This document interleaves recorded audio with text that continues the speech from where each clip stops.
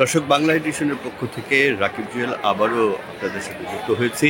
আমি এখন আছি মাইলস্টোন স্কুল অ্যান্ড কলেজের ঠিক সামনের সড়কে। আপনারা দেখতেই পাচ্ছেন যে অসংখ্য পুলিশ মোতায়েন করা হয়েছে, এখানে আর্ম পুলিশ মোতায়েন করা হয়েছে এবং আইন শৃঙ্খলা বাহিনীর এই কঠোর নিরাপত্তা ব্যবস্থায় কিন্তু যখন এই পথ দিয়েই উপদেষ্টাদের গাড়িবহর আসছিল, তখন ঠিক এই রাস্তার মাথাতেই শিক্ষার্থীরা কিন্তু আবারও অবরোধ তৈরি করে এবং যার ফলে এই উপদেষ্টারা আবার কিন্তু ক্যাম্পাসে ফিরে যেতে বাধ্য হন এবং তারা এখন ক্যাম্পাসে অবস্থান করছেন। আর শিক্ষার্থীরা রয়েছেন ঠিক এই রাস্তার এই সড়কটি, এই দিয়াবাড়ি গোল চত্বর যে জায়গাটি, সেই জায়গাটি জুড়ে, এবং শিক্ষার্থীরা এখানে বিক্ষোভ প্রদর্শন করছে। এবং আমরা দেখতে পাচ্ছি যে এখানে একজন পুলিশ কর্মকর্তার সঙ্গেও কথা বলছেন, তিনি বোঝানোর চেষ্টা করছেন শিক্ষার্থীদের দাবির যে বিষয়গুলি সরকার মেনে নিয়েছে, সেক্ষেত্রে একটু সময় সাপেক্ষ ব্যাপার সংখ্যা নিরূপণের বিষয়টি।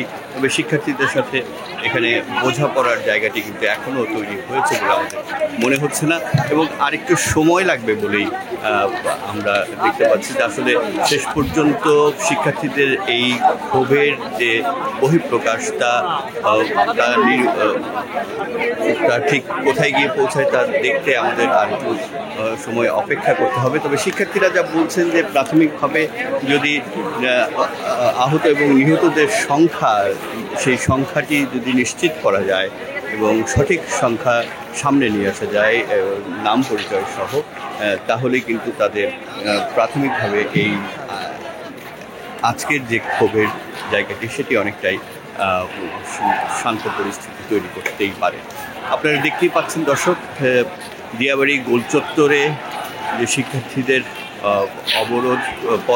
সড়ক অবরোধ করে যে অবস্থান, এবং সেখানে তারা নানা রকম স্লোগান দিচ্ছে, আমরা আপনাদের দেখানোর চেষ্টা করছি। আপনারা জানেন যে গতকাল যে বাংলাদেশ বিমান বাহিনীর প্রশিক্ষণ বিমান বিধ্বস্তের যে ঘটনায় শিশু শিক্ষার্থীরা নিহত হয়েছেন, শিক্ষক নিহত হয়েছেন, সেই ঘটনার পর থেকে আপনাদের সাথে আমরা সংযুক্ত রয়েছি, নানান রকম আপডেট দেওয়ার চেষ্টা করছি। এবং আজকে সকাল থেকেও কিন্তু আমরা এই মাইলস্টোন স্কুল অ্যান্ড কলেজ ক্যাম্পাসে অবস্থান করছিলাম, এবং সকাল থেকে আপনারা দেখতেই পেয়েছেন যে সকাল 11টা থেকে কিন্তু এখানে আইন উপদেষ্টা, শিক্ষা উপদেষ্টা এবং প্রধান উপদেষ্টার প্রেস সচিব সহ সরকারের পক্ষ থেকে একটি প্রতিনিধি দল শিক্ষার্থীদের সাথে কথা বলেছেন। এবং আইন উপদেষ্টা আসিফ নজরুল তিনি কিন্তু জানিয়েছেন শিক্ষার্থীদেরকে, গণমাধ্যম কর্মীরাও ছিলেন সে সময়, তিনি বলেছেন যে সরকারের এই মাইলস্টোন স্কুল অ্যান্ড কলেজের শিক্ষার্থীদের যে 6 দফা দাবি,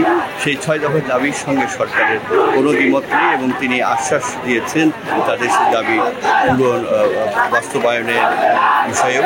তবে শিক্ষার্থীদের কঠোর দাবি যে এখন পর্যন্ত প্রায় একদিন পেরিয়ে গেলেও তারা যেটি বলছেন যে সঠিকভাবে এখনও নিহত এবং আহতদের সংখ্যা নিরূপণ করা হয়নি, এবং এক্ষেত্রে school and college, milestone school and কলেজের যে কর্তৃপক্ষ এবং সরকারের উদাসীনতাকেও দায়ী করছেন। সেনাবাহিনীর কথাও তারা বলছেন, সেনাবাহিনীর প্রতিও তাদের ক্ষোভ রয়েছে বলে জানিয়েছেন আমাদেরকে। সেনাবাহিনী গতকাল এই মৃতের যে সংখ্যা, সেই সংখ্যা নিয়ে তাদের সঙ্গে বাগবিতণ্ডায় জড়িয়েছিলেন। সে বিষয়ে সেনাবাহিনীকেও ক্ষমা চাইতে হবে, এবং কেননা তারা দাবি করছেন তাদের একজন শিক্ষককে লাঞ্ছিত করেছে এবং শিক্ষার্থীদের সাথে অসচেতনমূলক আচরণ করা হয়েছে। গণমাধ্যম কর্মীদের উপরেও ক্ষোভ রয়েছে শিক্ষার্থীদের, সেটিও কিন্তু আমাদেরকে জানিয়েছে। গণমাধ্যম কর্মীরা যে সংখ্যা প্রকাশ করছে, সেই সংখ্যা নিয়েও তাদের আশঙ্কার কথা জানিয়েছেন। সব মিলিয়ে পরিস্থিতি এখন পর্যন্ত কিন্তু মাইলস্টোনের মোটামুটি উত্তপ্ত বলা চলে। আমরা অপেক্ষা করতে এই মুহূর্তে চূড়ান্ত কোনো ফলাফল আমরা দেখতে পাবো বলে মনে হচ্ছে না। উপদেষ্টাদের বিষয়ে আপনাদের জানিয়েছি, সকাল থেকে কিন্তু তারা মাইলস্টোন স্কুল অ্যান্ড কলেজের যে একাডেমিক ভবন, সেই ভবনে অবরুদ্ধ ছিলেন, শিক্ষার্থীরা কিন্তু মাঠে অবস্থান করছিল, নানা রকম বিক্ষোভে নানা রকম স্লোগান তারা দিচ্ছিল। এবং সবশেষে খানিক্ষণ আগেই আপনাদের দেখিয়েছিলাম, জানিয়েছিলাম আমরা যে উপদেষ্টারা বিপুল পরিমাণে আইন শৃঙ্খলা বাহিনীর নিরাপত্তা ব্যবস্থায় কিন্তু তারা ক্যাম্পাস থেকে বেরিয়ে এসেছিলেন, কিন্তু বেরিয়ে এলেও তার কিছুক্ষণ পরেই কিন্তু সড়ক পর্যন্ত তারা আসতে পারেনি। তার আগে শিক্ষার্থীরা সড়ক অবরোধ করে বসে পড়েছে। এবং এখন কিন্তু এই দিয়াবাড়ির গোল চত্বর করে আপনারা দেখতে পাচ্ছেন যে শিক্ষার্থীরা কিন্তু বসে পড়েছেন সড়কে।